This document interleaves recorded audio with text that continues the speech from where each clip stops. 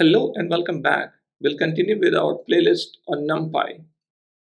Quick recap. In first video, we mentioned that why Numpy is so essential for data science, and primary reasons were Numpy is built on C libraries, it's pre-compiled code, C is statically typed language, all those things. And the second important reason was the vectorization and broadcasting techniques.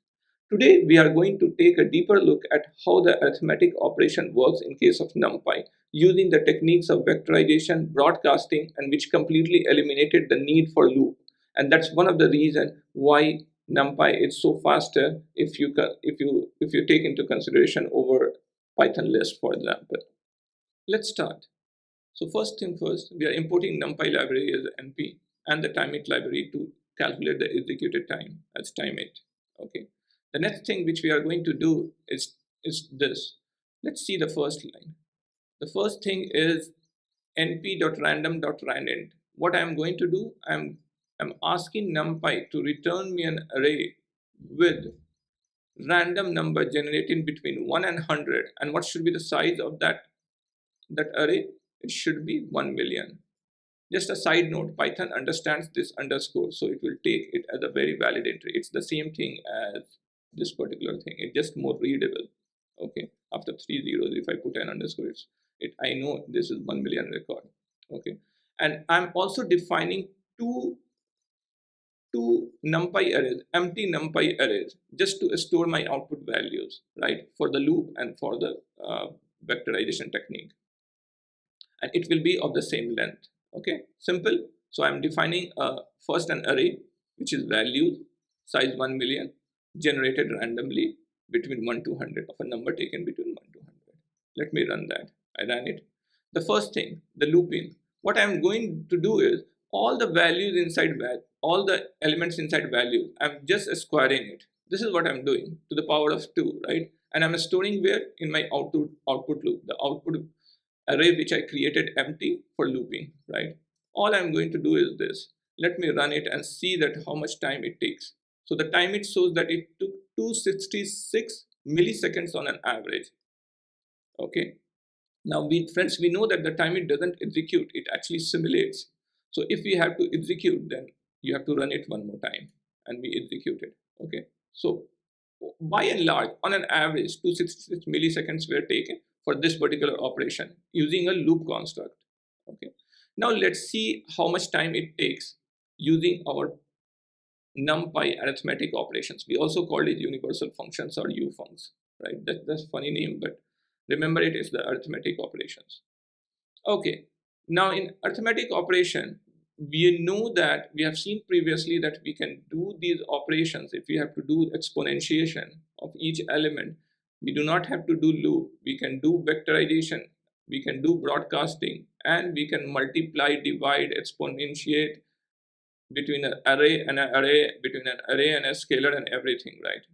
So this is what we are doing. Each element will be squared, right? If you write like this, okay? Each 1 million record will be squared. Let me run it. What would be that? It is taking 313 microsecond, and here it is taking milliseconds. So it is almost 1,000 times faster. If you can see, the broadcasting and vectorization are almost 1,000 times faster than doing it through a loop, right? And think it about like millions of records and hundred thousands of features, and you have to do this numerical operation. How much compute you will save? Compute means money nowadays in terms of dollars or rupees, whatever you are paying. How much money will be saved, right? That's why the NumPy is super important. Okay. Now, like this, I have to execute because time it doesn't execute it. And just to prove that the both my output arrays are same through loop or through functions, what I will do is I'll subtract them element wise and do a sum. It came 0, then both were exactly same, right? We can also do between two arrays as well, right? So this is an array, this is an array, right? We can do a division. When we do a division, it will do element wise division. The only requirement would be that they have to be of the same shape.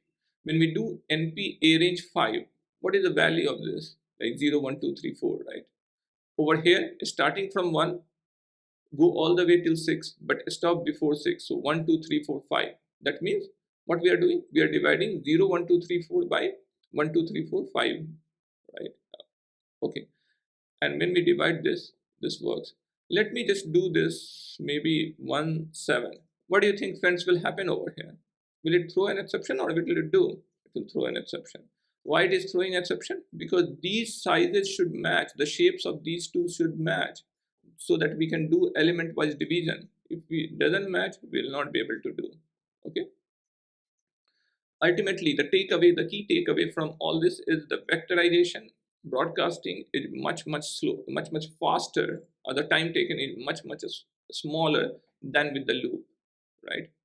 Now let's explore all the arithmetic functions which NumPy ufunc has to offer, right? So all the normal mathematical operations like addition, subtraction, multiplication, division, and floor division are all available, right? Let's learn it. Let's run it. Okay, we saw that. Now the only thing, everything you must be knowing. Addition, subtraction are very common. What is this? Two slashes, right? This is called floor division. What does it mean? It means that if I divide x, what was my x? X was 0, 1, 2, 3. If I divide by 2, and if it results in a decimal number, if it results in a whole number, that's fine. If it results in a decimal number, truncate the decimals and keep the whole number. Let's do it. So if 2 divided by 0 is 0, it came 0. 1 divided by 2 will be what? 0.5. So floor division is only 0. 2 divided by 2, 1. 1 came. 3 divided by 2, 1.5. So truncate, remove the decimal part, only 1 remains. This is the meaning of floor division. Okay. Similarly, you can do the negation also, you can do the exponentiation also, you can do the modulus also. What is modulus? Just the remainder. Think it like even you're dividing, and what is the remainder, right? So it's a quick, easy way to calculate whether it's an odd even and what will be the remainder and all, right? If you do modulo 2, it immediately tells you whether it's a number is odd or 0. Where will it be even? Even will be when the remainder will be 0. Modulo will be 0. So these are numbers are even, the rest are odds. Okay. You can also do complex algebraic expression, just like how you do in algebra, in mathematics. You can run it and this is perfectly valid. The only thing x over here is a NumPy array. It's not a scalar quantity, but you can write algebraic expression like this and it is perfectly valid, right? That's the beauty of NumPy. Now, how does NumPy puts this plus operator into use, right? How does it work internally? Let's try to see that. So friends, I've already mentioned about the dir command, right? You can call it on any of the object which implements dir. And what it will give you in turn, it will give you a list of attributes and methods, right? Now methods could be the internal methods, which are if you do a dir on x and x is an array, so all the methods and functions or attributes which are associated with x will be reflected over here. The first one, the initial ones will be the double underscore double that represents the dunders or double underscores. That means these are used for internal purposes, but we can also see today that how they can be used. Okay, but if you come little down, these are the things which are exposed as an attribute or a method for this particular object x, and x is a NumPy array. So all these things are valid. Now some of them will be attribute, which will be like a number or something. Some will be functions which are callable. That means it's a method. You have to pass some parameter inside it maybe, and then it can do like how a function works exactly, right? Equivalent of arithmetic operator. Now we have done this plus sign, right? But how this plus sign is implemented? So whenever interpreter sees this plus sign, it removes it, it adds. If it sees x plus 2, the interpreter sees x plus 2, what it will do? It will replace it with this particular code, and code is np.add x2. Okay. Now NumPy has an additive, this add function built in, which will do between a scalar and a array, right? And how do we know that this particular method is applicable for NumPy for my array class? Because it is implemented over here, right? Add module, okay, and add is implemented over here. Similarly, this is the NumPy add. The other would be the x plus 2. Whenever you do, it is think it like internally it is replaced by that. Now I was telling you that how the internal call works, right? This is the dunder, right? Add. So this particular thing gets translated to this, but this thing, how does it get implemented? It implemented using this through a dot operator. We did a dot operator. My add is already defined for internal use, but let me just show you that how it works. X dot dunder add dunder, and I'm adding 2 over here. This is at the bottom, this is how it gets executed. And when I do that, it will give me the same result as x plus 2. So x plus 2 ultimately gets executed like this. Okay. Moving on, like these are the operators which we see, which is useful because we are so familiar with the algebra and all, maths and all. This is what the equivalent of that, right? Np.add, np.subtract, np.negative, all those things. And all those things you can find it in the list of dir, right? So all those will be the methods or functions inside my dir, right? So these are applicable for our array class. Absolute values, okay? What are absolute values? Absolute values is that you remove the negative sign, make everything as just the number, the positive, right? So you can implement absolute also over here, okay? And the way to do that is this, np.absolute. This one absolute over here is the Python native absolute, right, function. This np.absolute is the numpy function, okay? So np.abs is also exposed, np.abs or np.absolute. But this one abs, we are not writing np dot over here, right? That means this is Python's native function, okay? Similarly, trigonometric functions are also available. So everything in math, science, engineering, everything can be done through NumPy. This is available. Through length space, what I'm doing is between 0 to pi, pi is 180 degree, I'm dividing it into 3 parts. So it came into like this, 0, 1.5, like pi by 2, and this pi. Then we can calculate the sine theta, cos theta, tan theta, sine inverse, cos inverse, tan inverse, all those things. We can do exponents and logarithms also. So suppose we have a list like this, okay, and what we need to do is that we need to exponentiate it, okay. We need to exponentiate it. So what we'll do is e to the power x, the natural number Euler's number to the power x, right? And it can give you 2 to the power x, then exp2 we can use, okay. 10 to the power x, then np dot power. You have to provide the exponent, what you are raising it to, and what you are raising it to, right? The base and the what you are raising it to. You have to supply both the things, and when you do that, it comes back. You can similarly, you can take the log. Log is just the inverse of exponentiation, right? So when you are doing e to the power x, and the log of x, the natural log of x will result in the same thing, right? And so what I have done is that I've taken this output, we have put it as variable over here and run the same thing. It will do the reverse of that, right? And everything nicely will result into 1, 2, 3, 1, 2, 3, 1, 2, 3. One thing to note is we started with a scalar, integer, and we are getting into float. Why that would be happening? Because we are doing a lot of multiplication, lot of manipulations, right? Exponentiation and logarithmic. All those things work on float. That's why our result is float. But in absolute terms, these numbers are exactly the same. What is the takeaway? Remember, exponentiation and logarithm with the same base are just opposite of each other. What is logarithm? Logarithm is nothing but we are squishing. What is it used for? It is used for squishing the scale. So let's say base 10 logarithm. What it will do? So the distance between, think it like y-axis. On a y-axis, if you have a scale from 1 to million, right? Then the distance between 1 to 10, 10 to 100, 100 to 1000, right? If what if all of these becomes equal? So the distance between, on logarithmic scale, what it will do is it will squish the scale. It will squish the scale in what way? It will squish the scale in such a way the distance between 1 to 10, 10 to 100, 100 to 1000, 1000 to 10,000 are all equal. That's what logarithm does, right? Okay, that's how we, if you see logarithmic scale, you should mentally assume that this is what it is being represented as, okay. A specifying output. Now you can do multiply like this, right? In place multiplication also, so you do not need to specify an output variable later. You can specify out as y over here. It is pretty much the same as like this. You can do this or you can do this, right? You can do multiplication and specify a parameter, or you can do this. Same thing. Aggregates. What are aggregates? Aggregates is the sum, like the function which we use is reduce over here.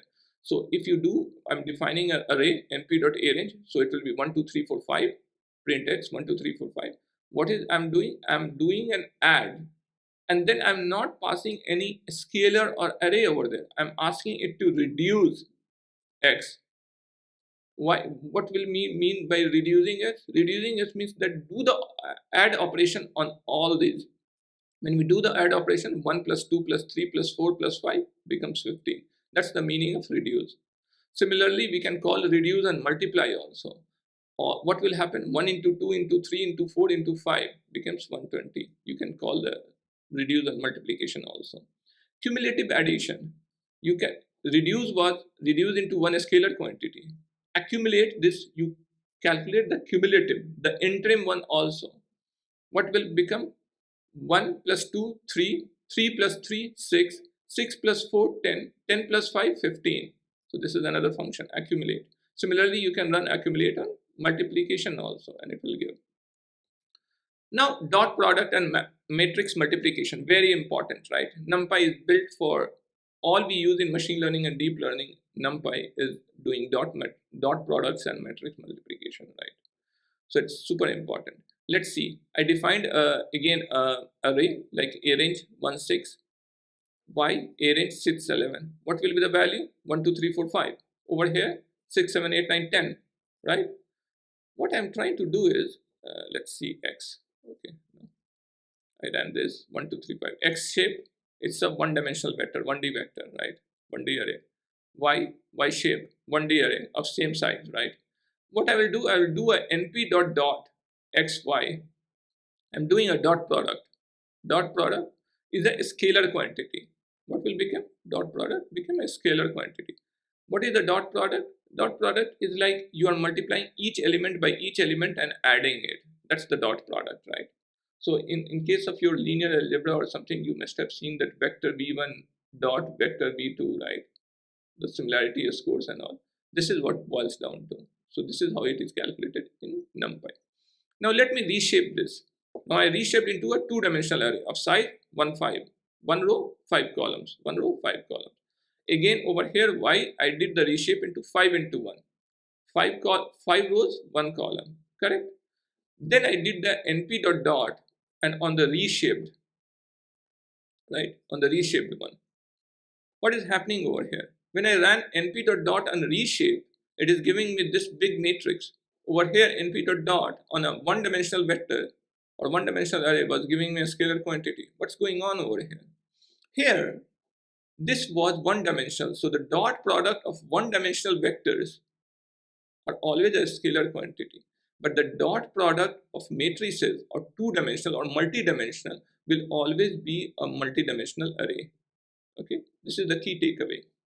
Now, why it is happening? Think it like this, that when we do on a multi-dimensional array or more than two-dimensional or two or more than two, dot is behaving as matrix multiplication. And matrix multiplication, friends, if you know matrix multiplication, then if you have to do two matrix multiplications, right, then their column of the first one and the row of the second one has to match. This is the basic condition, right? From our high school, we would have seen that this and this has to match. If this doesn't match, it will throw an error, right? It will definitely throw an error. Okay, and how the matrix multiplication works? What we take is the first element, 1 into 6, 6, 2 into 6, 12. Similarly, 1 into 7, 7 over here. So element by element, and we construct a 5 cross 5 matrix, right? What will the resulting shape of this? 5 cross 5, right? It will be 5 cross 5. So remember that, friends, that between two one-dimensional vector, dot product is a scalar. More than that dimensions, two or more dimensions, it is just matrix multiplication. Okay, so we have another function also in NumPy which is called matrix multiplication. So matrix multiplication xy, if we do, it gives you a scalar because it's one dimensional. Np.matrix multiplication, again we are doing the same thing, right? Over here, what it will do, it will give you a matrix. Now, as I was saying, this and this will match, this should match. Let me reverse this and then show you that what will happen. What do you think will happen? Now my column of the first and the row of the second is not matching. It will throw an error. What it is saying, input operand 1 has a mismatch in its core dimension 0 with gfunc. It is telling you a lot of things, but what actually it is meaning is that this thing is not matching with this. So we need to do this to make it work. Okay. Important concept, dot product of two one-dimensional vector is a scalar, element by multiplication and summation after that. That's how it happens in the mathematics also. More than two dot product, more than two dimensions, dot product behaves just like matrix multiplication. And same is true for matmul functions also. When in doubt, I typically do not use dot product. I use matmul functions and it works pretty great for n-dimensional arrays. Try to do that. With that being said, we have come to the end of this computation on arrays or arithmetic operations on arrays. I'll see you all in the next video. Bye.